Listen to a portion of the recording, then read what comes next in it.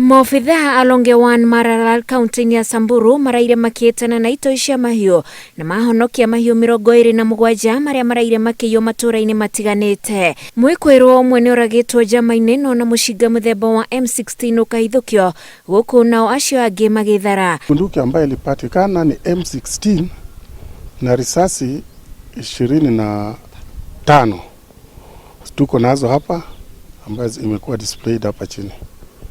Na huyu aliuawa jina yake baada hatujajua kwa sababu mweli tu tulikuja naye. Maobithaa aya maramenyithirio ni aikari na rĩu mũndũ ũyĩtwo mahiũ make nĩ acokeirio.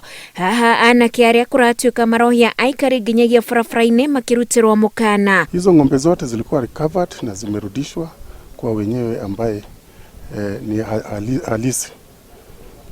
Ningependa also kuonya vijana Moran ambayo wanaendelea kuvamia barabarani, wanasimamisha magari na kuvamia watu na kuchukua mali zao.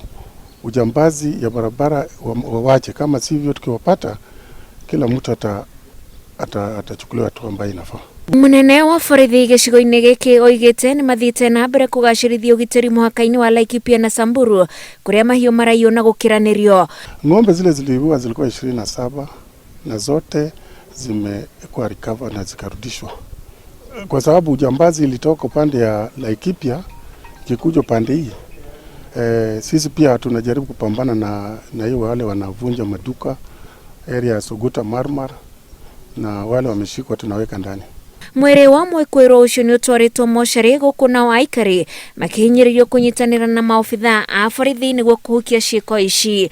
Ngĩribotera Inooro TV njĩtagwo Wanjikũ wa Kimani.